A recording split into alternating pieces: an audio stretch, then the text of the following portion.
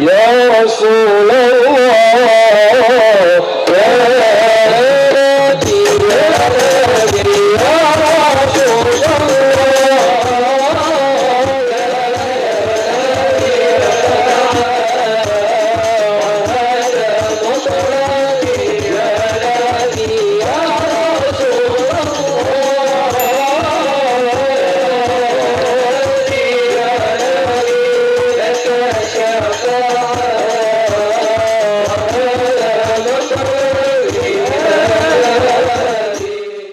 kita pasti mendapatkan ujian musibah dari Allah, niku pasti.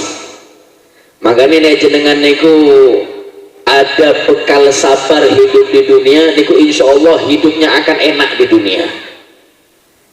As-sabru bimanzilatil iman karrosi minal jasad. Sayyidina Ali bin Abi Thalib beliau mengatakan posisi sabar di dalam iman kepada Allah ini sama dengan posisi kepala di tubuh manusia.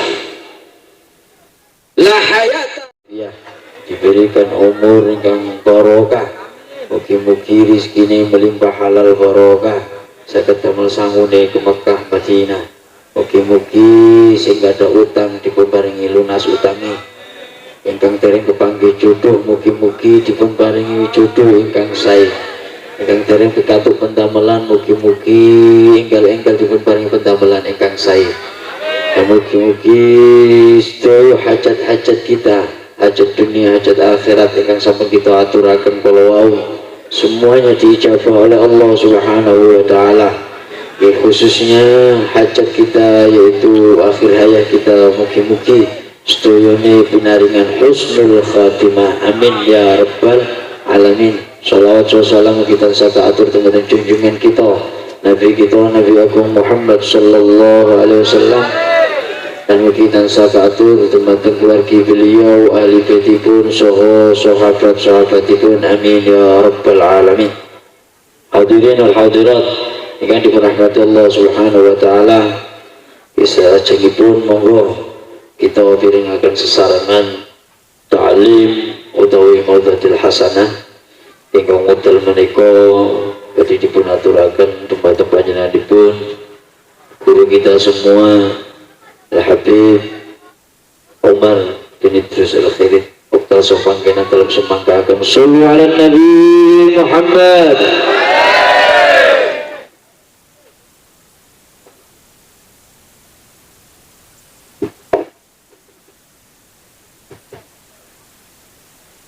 Assalamualaikum warahmatullahi wabarakatuh.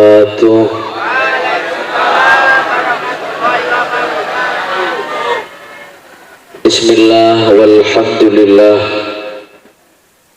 wassalatu wassalam ala rasulillah Muhammad bin Abdillah wa ala alihi wa sahbihi wa man walah wa la hawla wa la quwwata illa billah.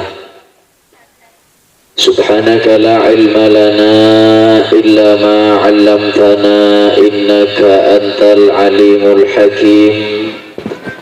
Rabbi shrah li sadri wa yassir li amri wahlul 'uqdatam min lisani yafqahu qawli, amin ya rabbal. Sedaya para habaib, para alim, para ulama, para kiai, para masyayikh, sepuh dan bini sepuh, dan sedaya para tokoh-tokoh masyarakat.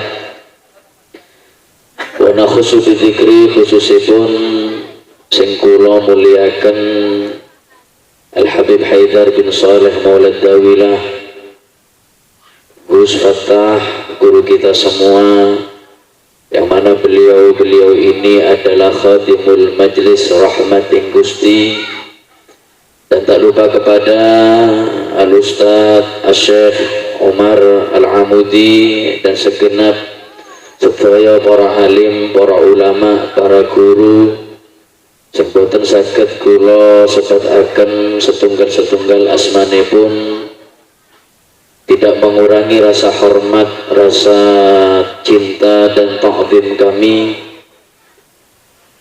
sarang-sarang kita doakan mudah-mudahan sedaya para habaib, para kiai, para ustadz maupun ustadzah, dan sedaya para tokoh masyarakat, insya Allah semuanya diberi panjang umur, sehat walafiat, sehingga bisa membimbing, membina kita, masyarakat juga daerah, menjadi baldatun thayyibatun wa rabbun ghafur, amin Allahumma.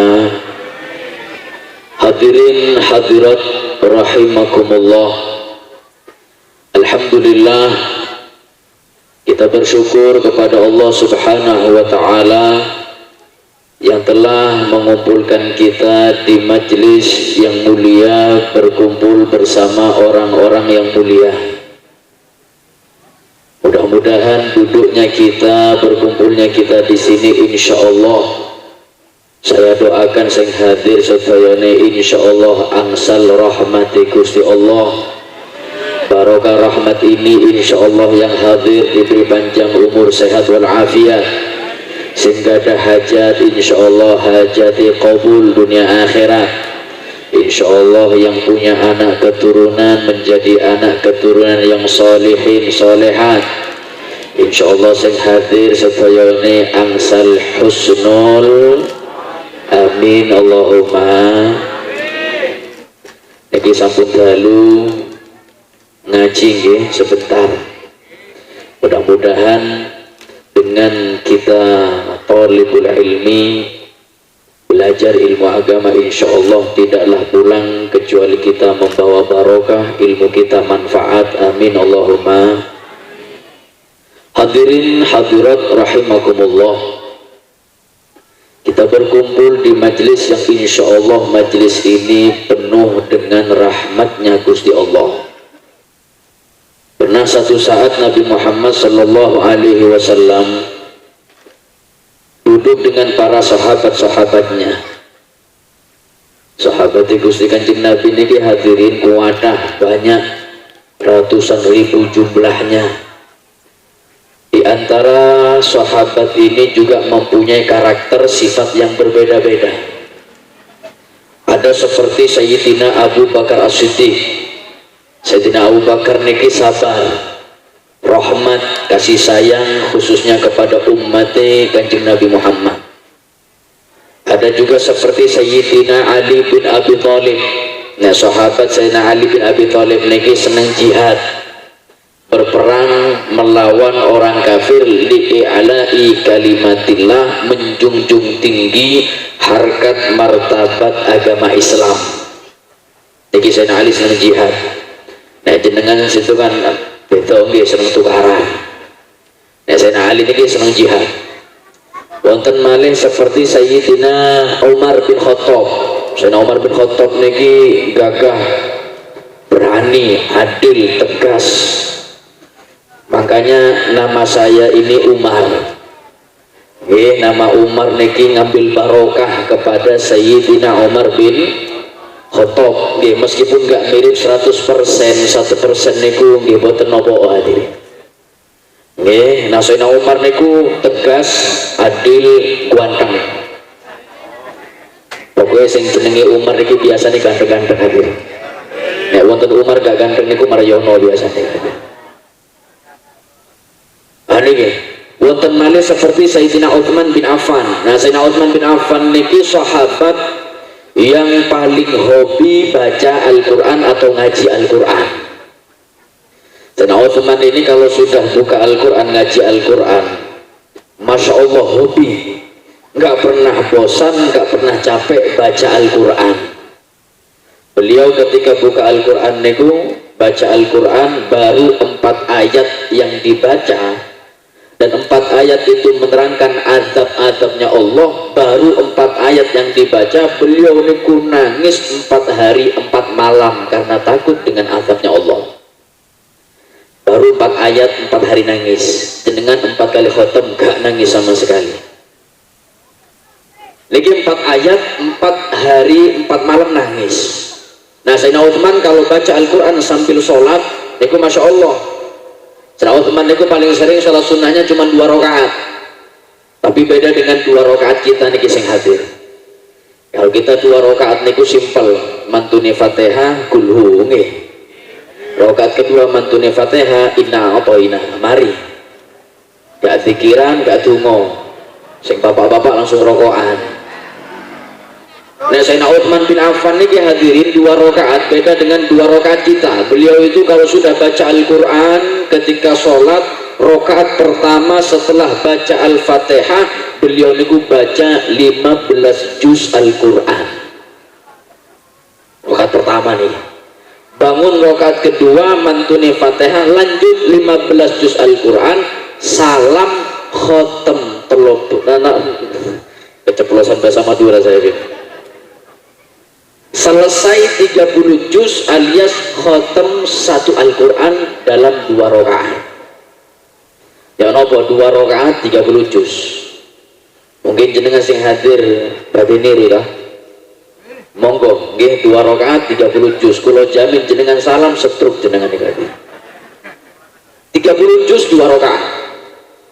Ditanya oleh sahabat yang lain, ya Utsman, apakah kau gak capek, gak bosan, gak kesel tak jenengan niku 2 rakaat 30 juz selesai? Beliau niku menjawab, jawaban beliau pukulan untuk kita. Beliau mengatakan idza tahurul qalbu la yashfa' min kalamillah. Beliau mengatakan kalau hati seseorang ini bersih, maka dijamin tidak akan bosan, tidak akan capek, dan tidak akan lesu, tidak akan lemah untuk baca Al-Quran. Makanya jenengan kalau ingin tahu hati kita bersih atau tidak, monggo dicoba masing-masing. Pulang dari pengajian sampai rumah, yang bisa ambil wudhu, ambil wudhu, langsung coba baca Al-Quran. Coba, nek jenengan baru selembar angop ping 7 nih hati. Baru selembar niku wis sikil keringkingan nggih. Berarti hati kita belum bersih. Apa malih sing muslimat niki baru baca Yasin sini termulai. Niku dijamin langsung sadaqallahul adzim niku hadirin. Jadi kalau hati kita bersih nggak akan capek baca Al-Quran. Nah, ketika Nabi Muhammad duduk dengan para sahabat-sahabatnya, Rasulullah bersabda kepada para sahabat, la yujalisuni ahadun man amsa qati'ar rahimin. Kata Nabi, jangan hadir di majelisku seseorang yang punya hati kotor, yang senang bermusuhan, senang tukaran, senang mutus tali silaturahim. Jangan hadir di majelisku. Kalau ada liyakum anna, kalau ada yang hadir di majelisku punya hati dendam, punya hati senang musuhan, tukaran, senang mutus tali silaturahim, liyakum anna, silahkan keluar dari majelisku. Semua sahabat ini diam hadirin, nggak ada yang keluar dari majelis Nabi kecuali ada satu sahabat yang duduk paling belakang. Ketika mendengar Nabi Muhammad mengatakan seperti itu, sahabat ini berdiri keluar dari majelis Nabi, nggak lama kemudian kembali lagi ke majelis Nabi Muhammad. Ketika kembali lagi di majelisnya Nabi, ditanya oleh Nabi, ya fulan, wahai fulan, semua teman-temanmu nggak ada yang keluar berdiri dari majelisku kecuali engkau. Aku lihat kau tadi keluar, nggak lama kembali ke majelisku, ada apa?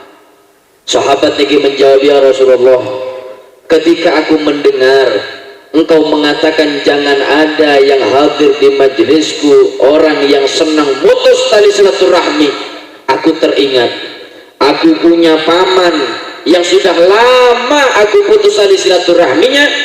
Aku tadi keluar dari majelismu ke rumah pamanku, aku sambung lagi tali silaturahmi, setelah itu aku kembali ke majelismu ya Rasulullah. Rasulullah niku senyum.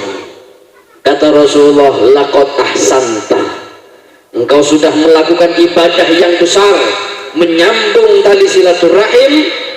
Ala, ketahuilah, kata Nabi Muhammad, inna rahmatallah la tanzil ala qaumin fihim qati'ur rahimin.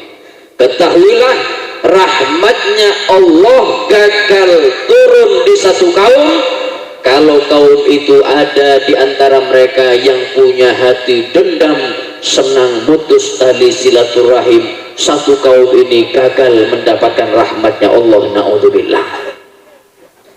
Kulolan panjenengan sedaya niki kempal teng majelis rahmat ing Gusti. Ini majelis insyaallah penuh dengan rahmatnya Allah. Amin Allahumma.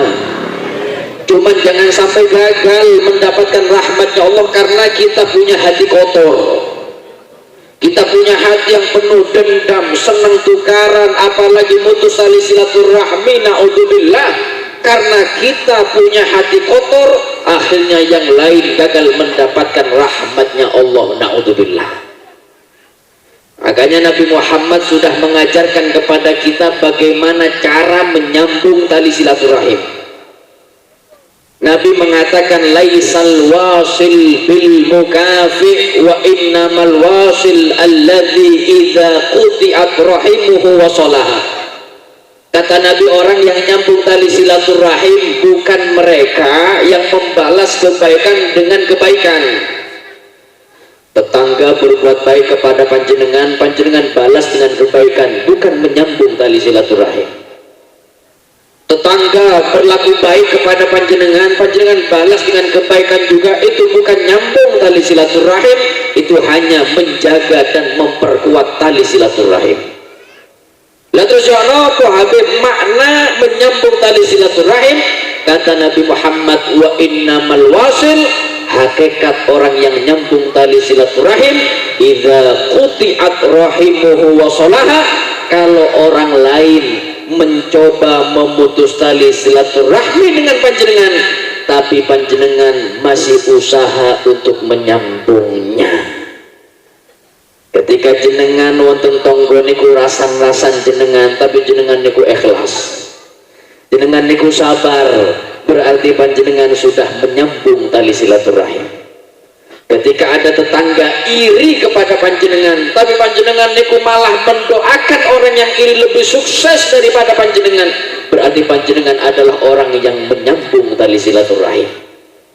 Nah, ini yang diajarkan oleh Nabi Muhammad, menyambung tali silaturahim, dengan kata lain memaafkan siapapun yang mereka punya salah kepada kita meskipun mereka belum meminta maaf kepada kita. Nah, ini akhlaki Kanjeng Nabi Muhammad. Nabi Muhammad ini kurang mulia apa? Nabi Muhammad hidupnya nggak pernah maksiat kepada Allah. Nabi Muhammad nggak pernah lalai kepada Allah. Nabi Muhammad hidup di dunia menjadi orang yang paling bertakwa. Nabi Muhammad niku nggak punya dosa, masih sholat sampai kakinya bengkak. Niki hebatnya Nabi Muhammad. Nggak punya dosa, sholat sampai kakinya bengkak. Beda dengan panjenengan niki hadirin. Panjenengan niki dereng sholat bengkak disian. Iya, asam aurate kumat, kolesterol melok kumat. Nek kumat asam aurat gak sholat bagus. Iya. Nah, Nabi Muhammad niki hadirin nggak punya dosa, sholat sampai kakinya bengkak. Tapi bagaimana ujian yang dialami oleh Nabi? Dilempar batu sampai berdarah pernah. Kita alhamdulillah ya, meskipun banyak dosa, banyak yang nggak suka kepada kita, masih belum ada yang lempar batu kepada kita.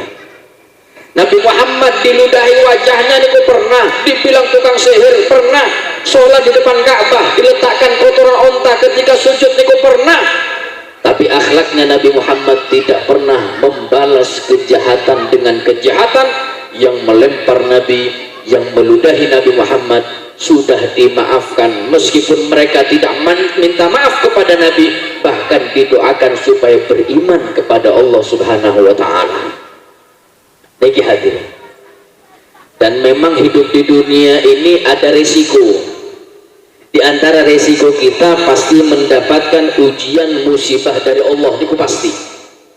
Makanya nek jenengan niku ada bekal sabar hidup di dunia, niku insya Allah hidupnya akan enak di dunia. As-sabru bimanzilatil iman karroksi minal jasad. Sayyidina Ali bin Abi Thalib beliau mengatakan posisi sabar di dalam iman kepada Allah ini sama dengan posisi kepala di tubuh manusia. hayata liman la ra'salah. Siapa yang bisa hidup meskipun tangan kakinya lengkap tapi nggak punya kepala, nggak bisa hidup berarti. Sama dengan iman kita, la imana liman la sadralah. Tidak bisa dikatakan iman kita kuat kalau hidup di dunia tidak punya bekal kesabaran. Nggak bisa kita dikatakan punya iman yang kuat kepada Allah. Makanya iman itu kuat kalau punya sabar. Nek jenengan nggak bisa sabar, nggak bisa hidup di dunia. Karena setiap ibadah yang kita lakukan ini butuh sabar. Jenengan sholat 5 waktu butuh sabar, puasa Ramadan butuh sabar, ngeluarkan zakat fitrah diantaranya niki butuh sabar, umroh haji niki butuh sabar, ibadah butuh sabar. Kita hadir di majelis kumpul di sini niki ibadah hadirin. Kita kumpul dari jam setengah 8 tadi sudah duduk zikiran sholawatan. Sekarang sudah jam setengah 11, 3 jam kita duduk zikiran ibadah kepada Allah. Masya Allah, 3 jam kita kumpul di sini. Meskipun saya lihat ibu-ibu itu sudah ganti posisi duduk berapa kali nih ganti. Silo sembojong silo maneh. Waktu sing pijet-pijet, tapi sabar jenengan, masya Allah. Kata Abdullah bin Abbas, siapapun yang sabar ibadah kepada Allah jangan khawatir. Insya Allah derajat panjenengan supaya mangke teng yaumil qiyamah diangkat oleh Allah 300 derajat. Amin Allahumma. Bukan hanya ibadah butuh sabar, menjauh dari maksiat pun butuh sabar.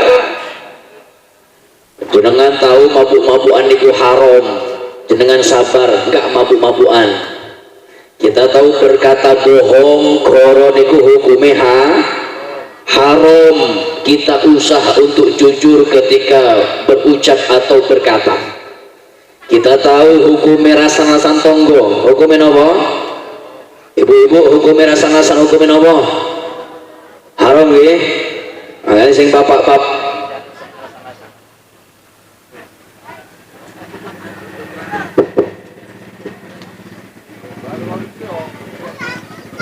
Allahumma sholli ala Muhammad.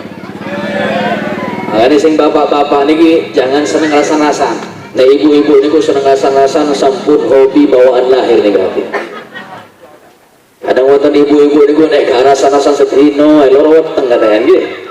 Nek sampun rasan-rasan sehatul afiyah. Ono wonten nggih? Tiangi hadir ta? Pundi? Gak tahu isi nggih. Menjauh dari maksiat butuh sabar. Yang ketiga, as-sabru ala bala'illah, sabar di dalam menahan ujian. Ini butuh sabar. Karena kita yang hadir, bahkan hidup di dunia, semuanya pasti akan mendapatkan musibah ujian dari Allah. Semua. Musibah itu bukan hanya penyakit, bukan hanya itu. Musibah bukan hanya musibah bencana alam, bukan itu. Musibah juga ada yang hakikatnya dari Allah tapi sengaja lewat perantara manusia. Ini yang banyak, bahkan sering kita alami, bahkan setiap hari kita akan mengalami ini hadirin. Musibah ini hakikatnya dari Allah tapi sengaja lewat manusia. Seperti apa? Seperti jenengan ini gak ada tonggo rasa-rasa jenengan, musibah untuk jenengan ini hadirin. Jangan punya tetangga ngamuk, cari masalah terus. Ini musibah buat kita. Karena hidup di dunia mau tidak mau pasti ada yang suka kepada kita, juga pasti ada yang nggak suka kepada kita. Setuju ya?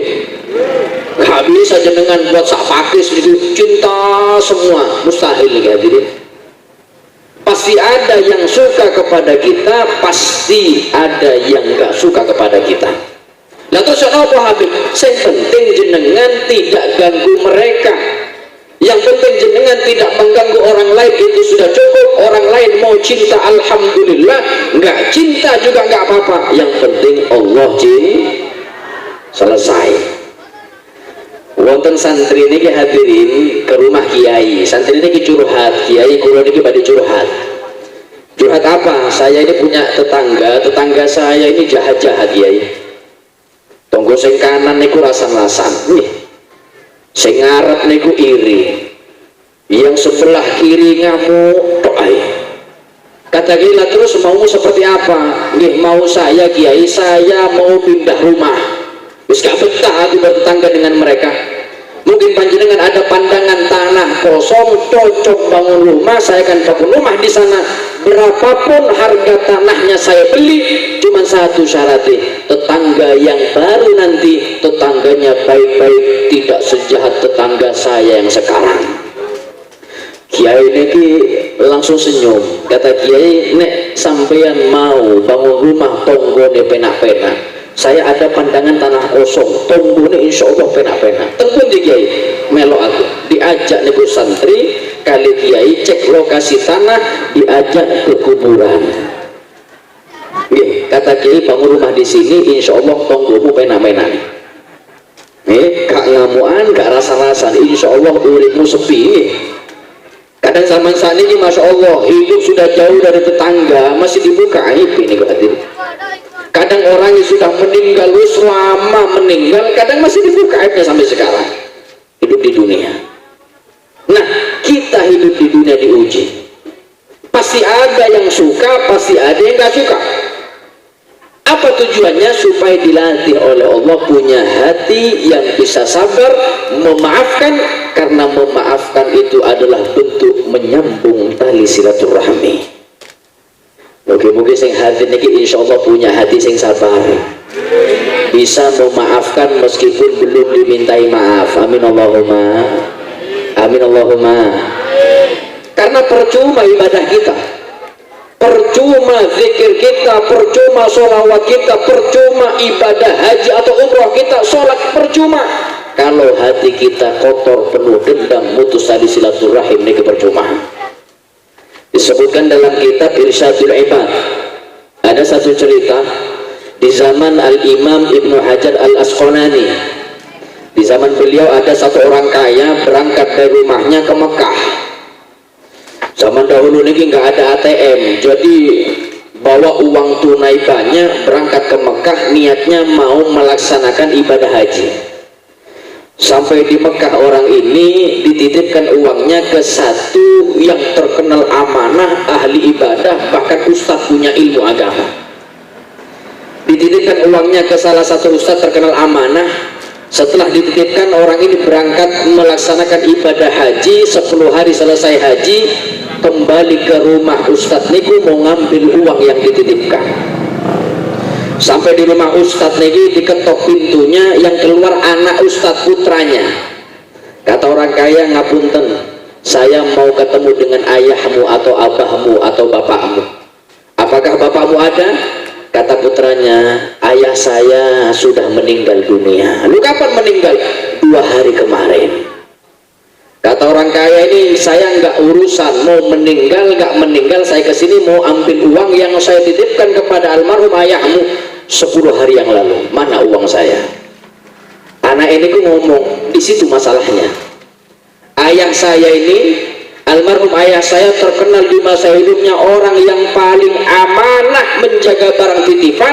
Nggak ada yang tahu di mana ayah saya menyimpan barang titipan, termasuk saya anaknya nggak tahu di mana menyimpan barang titipan. Nggak ada wasiat, nggak ada wasiat dari ayah saya. Itu kenapa? Ngapunten sepurane, saya nggak tahu di mana uangmu disimpan oleh almarhum ayah saya. Bingung nih hadirin, bingung mau ambil uang, putranya nggak tahu di mana almarhum ayahnya menyimpan uangnya atau menyimpan barang titipan orang lain. Akhirnya orang kaya ini keliling di Mekah mencari solusi, ketemu dengan orang soleh. Kalau kita kan wali, dia curhat kepada orang soleh ini, kepada kiai atau wali ini. Kata kiai, gak usah sedih, saya punya solusi untukmu. Gimana kiai solusinya? Gak usah sedih, di dunia ini ada 2 sumur. Sumur ini paling terkenal, yang mana sumur ini ada di 2 tempat, satu di Mekah, satunya di Yaman. Nah, di Mekah ini namanya Bi'ru Zamzam, namanya sumur Zamzam ada di Mekah. Kalau di Yaman namanya sumur Burhud. Ya, jangan lihat di HP ini kok ada hati. Sumur Zamzam, sumur Burhud. Nah, sumur Zam-Zam ini adalah sumur letak perkumpulan para arwah-arwah yang matinya husnul khotimah, kumpul di sana semua. Kalau sumur Burhut yang ada di Yaman, ini sumur letak perkumpulan para arwah-arwah yang matinya su'ul khotimah, kumpul di sana semua.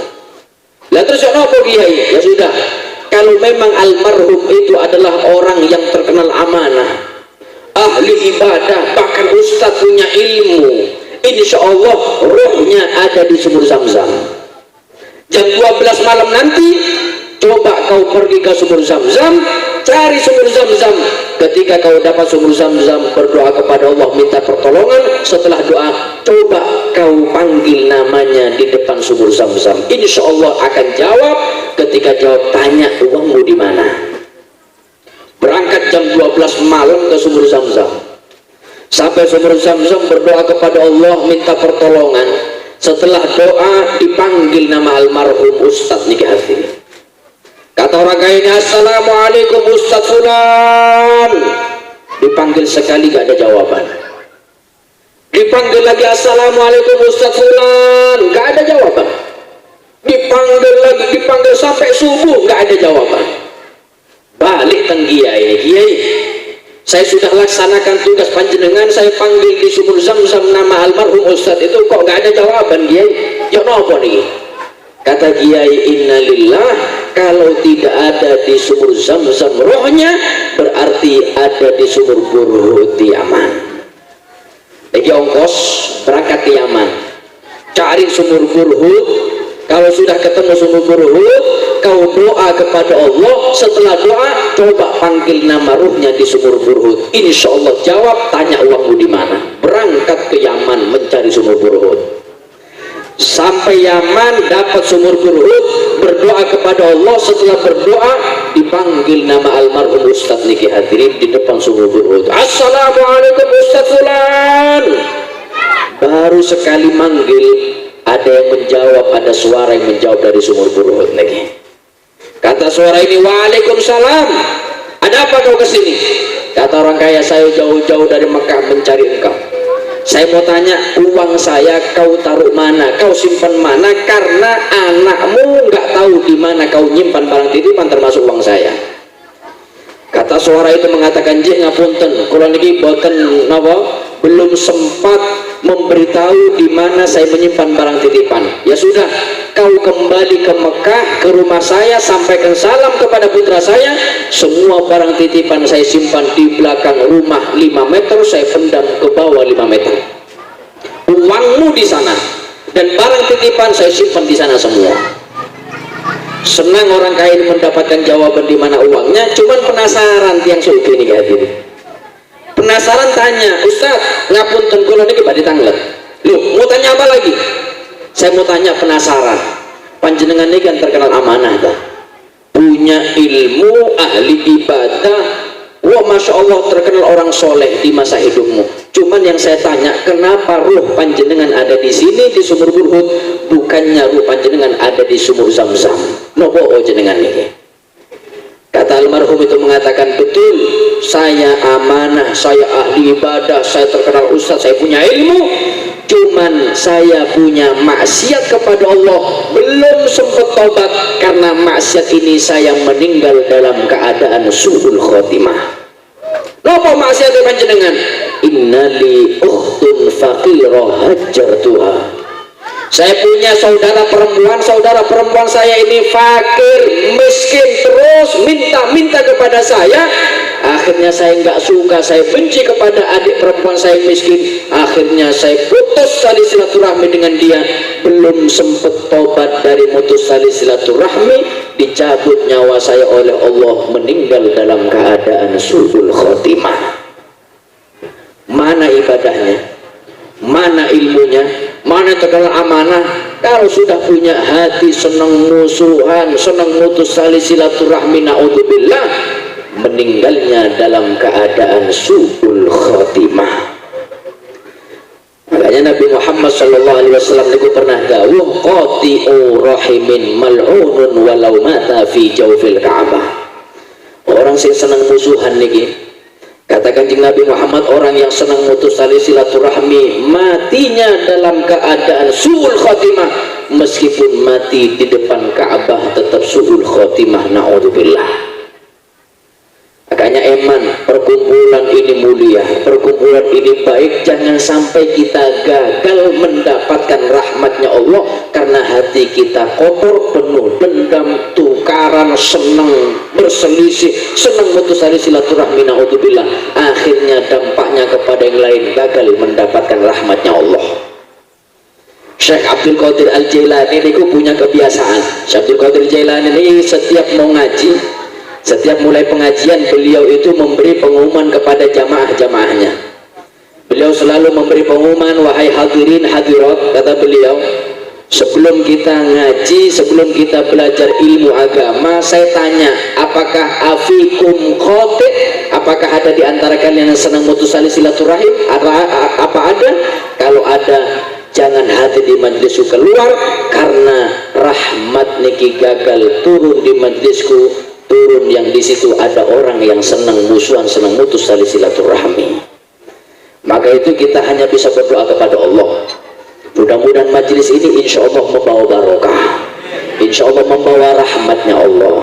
Insya Allah kita mempunyai hati yang bersih, mempunyai hati yang sabar, bisa memaafkan meskipun belum dimintai maaf, karena itu adalah bentuk menyambung tali silaturahim. Nabi sudah menjamin orang yang nyambung tali silaturahim, insya Allah rezekinya ditambah oleh Allah Subhanahu wa Ta'ala. Insya Allah akan diberi panjang umur, sehat walafiat. Insya Allah yang hadir barokah nyambung tali silaturahim, insya Allah tidaklah meninggal kecuali dalam keadaan husnul khotimah. Amin ya rabbal alamin. Ini yang bisa saya sampaikan, kurang lebihnya mohon maaf. Hadanallahu wa iyyakum wa akhir kalam. Assalamualaikum warahmatullahi wabarakatuh.